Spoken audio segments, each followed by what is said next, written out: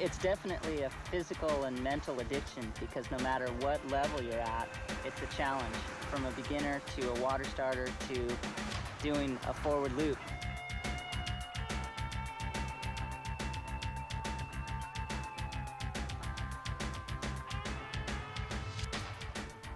I'm just having fun.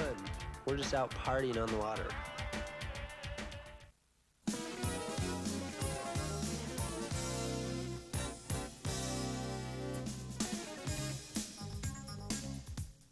We had to start on big, big boards and long booms, and the masts weren't. Nothing was refined really.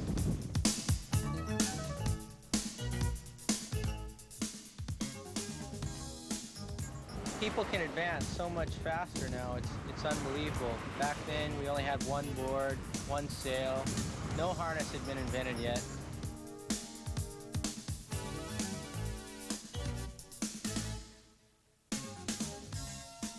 Until guys started coming and changing the equipment, once that started happening, then all of a sudden, oh boy, you mean we can do this, and they started making big changes in the equipment.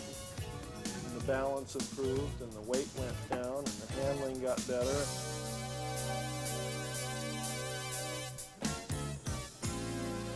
Windsurfing was the best thing ever when I was, 14 years old, 15, that was the most fun thing ever, was just going out there and cruising and learning. I was never good at riding waves back then, but it was so much fun to just go out and fall off and turn around and fall off and turn around and fall off.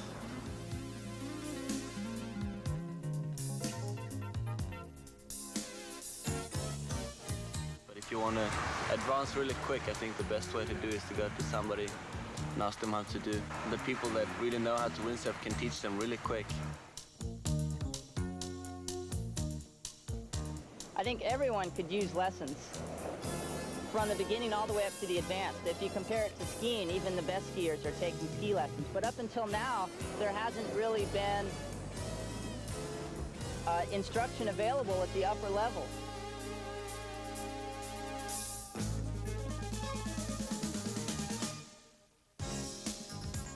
Everything is more balanced, more refined, a little bit faster, well, quite a bit faster.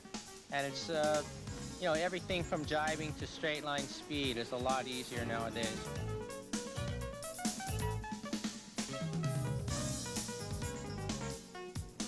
Well, when it comes to water starting, I usually push for a shorter boom sail, something that's easy to clear from the water. And something like the RAF Wave is perfect.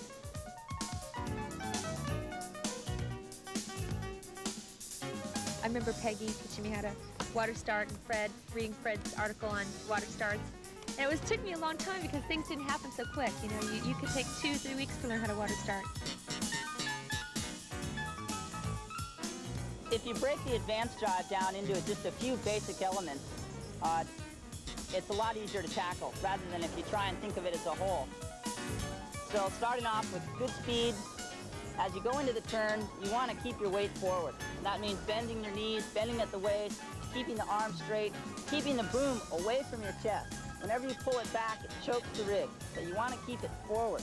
When you're in the process of flipping the sail, flip it out in front of you, keeping your elbows out of your chest. You want to keep it forward by extending your arms and then coming out of the turn, flipping the sail, and again staying forward.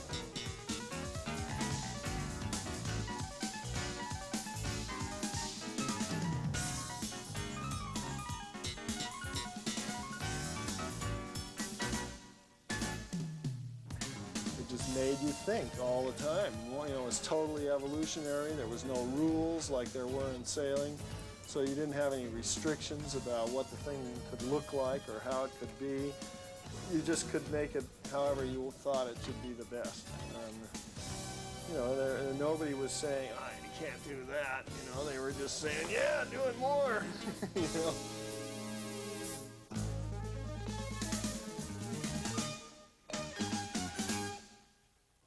First of all, we were into going fast right from the beginning more than anything, because going fast is part of the sport from every respect. Even wave sailing, Oh man. Oh, when you click in and you just get in that full smooth section, it's just like snowballs. You just keep going faster and faster.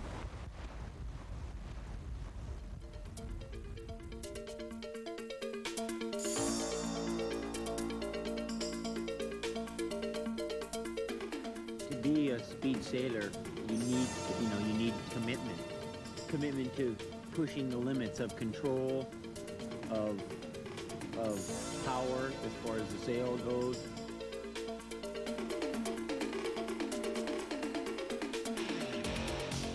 And you have to combine that with the limits of your personal fear level, because you get so much out of control position, so many out of control moments in your sailing that fear will pull your hand off of it and not keep the power on. You have one moment in wave sailing when you do a loop or when you jump really high that you can only sustain for a couple of seconds. With speed, you can sustain that moment for as long as you can keep sheeted in. Get loose. It's really tough because you point your toes and you get powered up, you get going, and then you have to relax and just let the sail and the board do it all, and you just hold it in position with total weight on your harness. Going fast and chop will take more of an attitude than a technical adjustment for most people. But in the choppy water, I have a tendency to bend the front knee more so that when I hit a chop, I can bring the knee up into my body and then flex it again when I go down. Sailing in chop takes more concentration, I think, than any other type of speed sailing. You really got to observe your path. If you let up for 1 second and you take your eye off your road home, you're going to be going home in a stretcher instead of on your sailboard.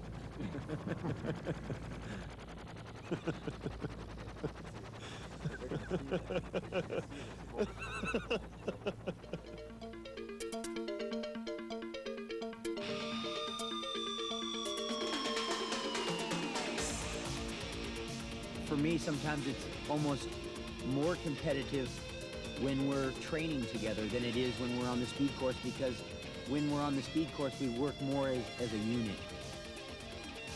I think the future of speed will diversify. We'll find the wing and eccentric component systems racing in channel courses, and we'll find another exciting half speed where we have drag racing and exciting speed races without time so much, but with a winner and a loser. It'll be much easier to understand, and it'll be much simpler for people to enjoy. Well, the sprint evolved because it seemed as though there was a need for a speed sail that was available to more people by being a little simpler and a little less expensive. We kind of mutated the 1987 RAF Speed and made it into a simpler kind of sail, less battens and therefore a little lower cost. Fear of failure is the greatest motivator in any part of life, and when you're on the brink of disaster and all hell's breaking loose, and you can sustain that for 10 minutes speed sailing, that's on the edge of madness. And that's what we like. One day I'll be as fast as Fred.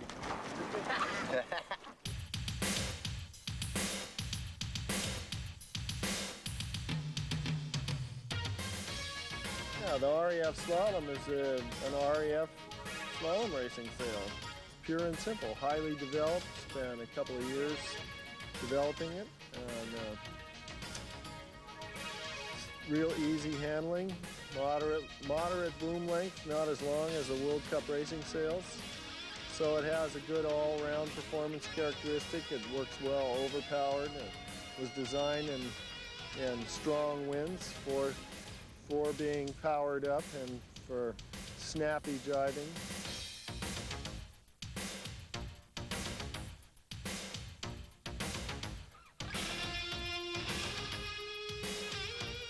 The key point to all fast slalom racing is to try to keep your legs as solid and straight as possible.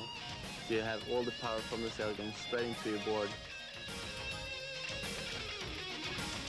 I want to Get the sail low enough to the deck of the board that the gap is closed, but not so much that it's dragging in the water. And having the sail far enough back on the board that the nose comes up easily so that the board rides on the tail. The RAF slalom sail is intended to be used with a minimum amount of outhaul and a maximum amount of downhaul. There's enough shape in the seams to be able to handle the sail being downhauled till the leech gets loose.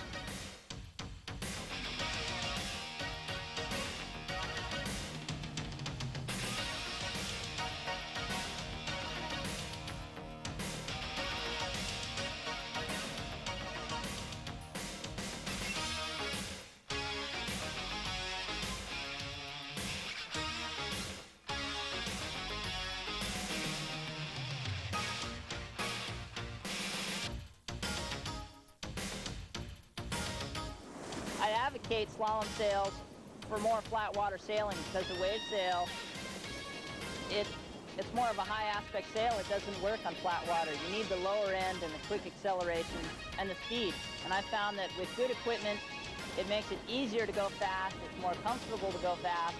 And if you've ever tried to go fast when your harness line's in the wrong place, it's a lot of work and it's not fun. But when everything comes together, it makes it so much easier and so much fun, and that's really what it's all about.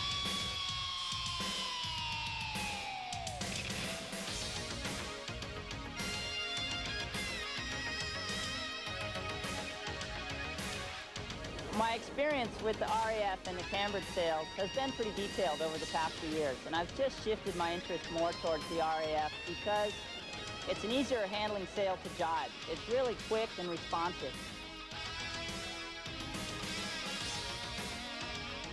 The difference between the RAF sail and the cam sail is, I think it's much nicer to sail with a RAF sail. It's nicer, it's lighter, it's fast anyway.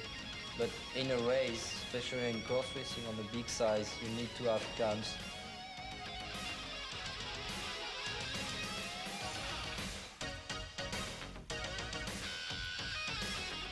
I think that the cambered sails work better in light wind and acceleration.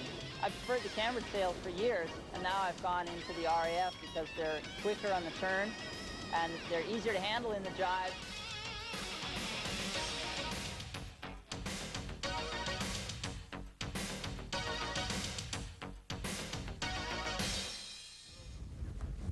Doesn't matter how you rig it, as long as you rig it right.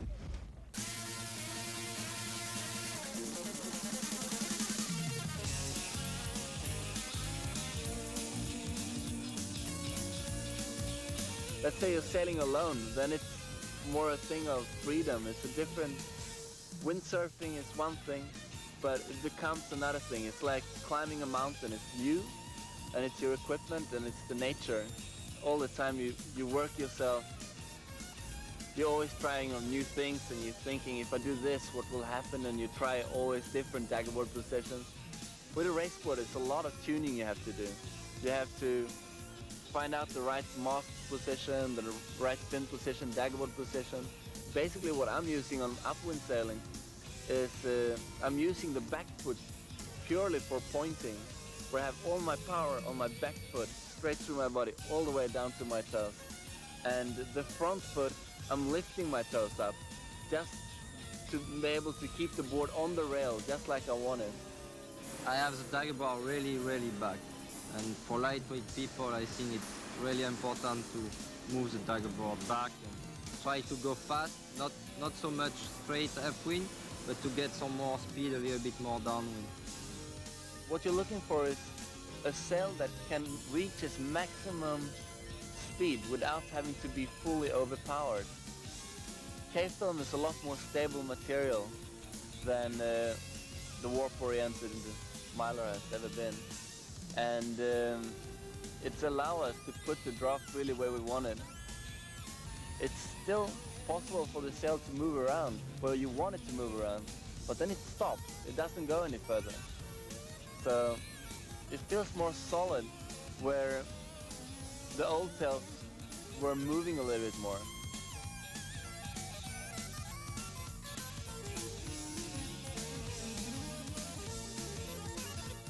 So Anders was going really fast in Holland. He got first out of 4 races in the course racing, with flattening out his sail quite a bit by using a lot of downhaul. Usually I wrap my downhaul line around a screwdriver and give it a good pull. And after that, you put the boom on and you have the shape is already in the sail then. And then you kind of like just put the boom on and pull it out a couple of centimeters only. And that leaves you with the shape you probably would like to have.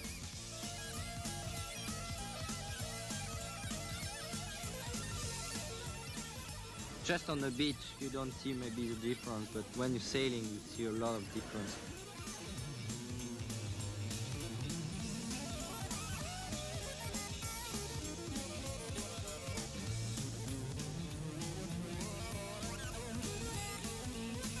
You can have the shape really locked on the front and the sail twist on the back a lot more. It's much nicer. We really like our leeches to open up quite a bit. Seems to be a lot faster. When we go out and we're doing course racing in the World Cup, and you see one guy's going a little bit faster than the other guy when he has pretty close to the same board, usually it's the guy whose sail is opening up a little bit better.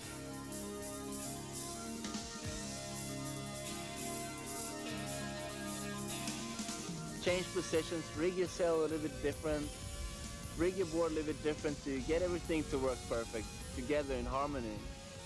Oh, course racing. I love it so much.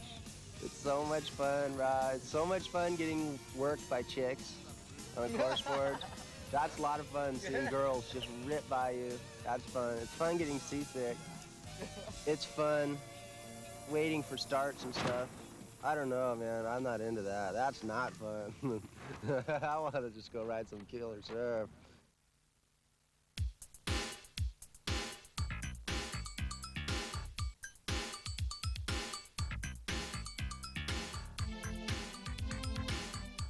It's radical to go as high as you can first of a big wave, you know, and then just throw yourself forward and just see heaven turn into water and then go up to heaven again. It's great. Just watch down the masts.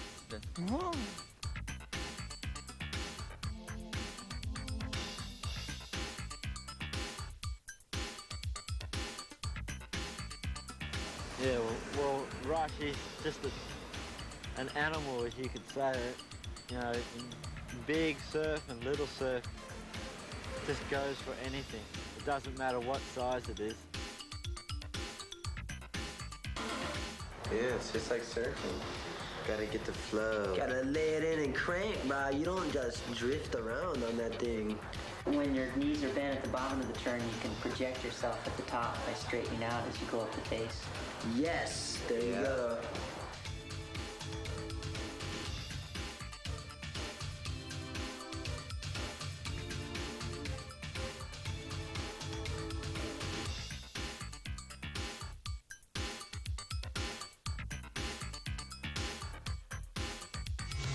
I think it comes from surfing, where surfing is really upper body movement. It's the way to go. It's a different feeling. It's like going on a radical roller coaster.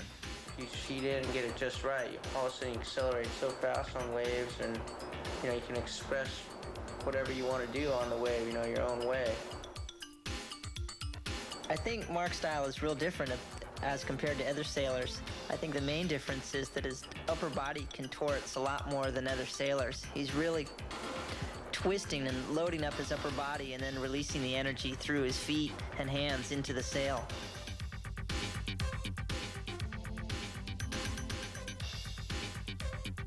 If you're going out in the water all closed-minded and thinking that you're gonna, learn it all without anyone else's help, you're very mistaken, because you need to be able to watch people and check their maneuvers out. Usually I push first on the bottom turn, then I'll pull to get as much power out of the sail. Then extending up the face, try to get as high as I can and as fast as I can.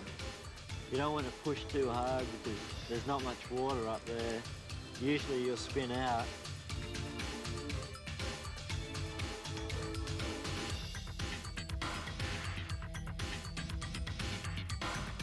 You could feel the difference in the sails that we designed this year, like with the World Cup wave. We got the double left panel on it now. It is so much easier to sail than last year. You can luff the sail a lot better. You know exactly where the draft is.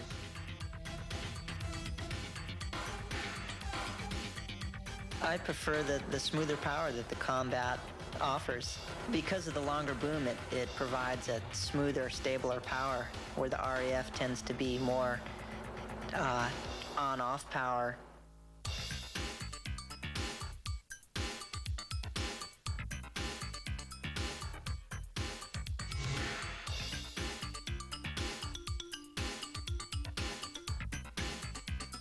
Every time you hit a wave, it's an individual feeling because there's a different amount of wind, a bigger wave. And then you just hit that mother and you bash it and hurt yourself.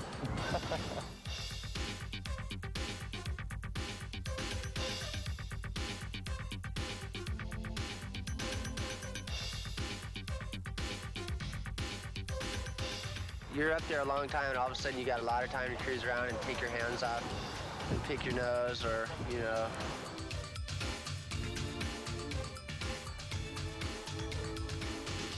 It's the easiest thing. You get on the wave and it starts pushing you, and then you don't have to push as hard because now you're moving and the wave is pushing you.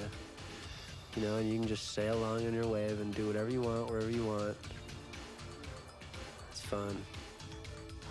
And most of the time you just got it under control and you know your limitations and stuff. So you just go real far beyond them.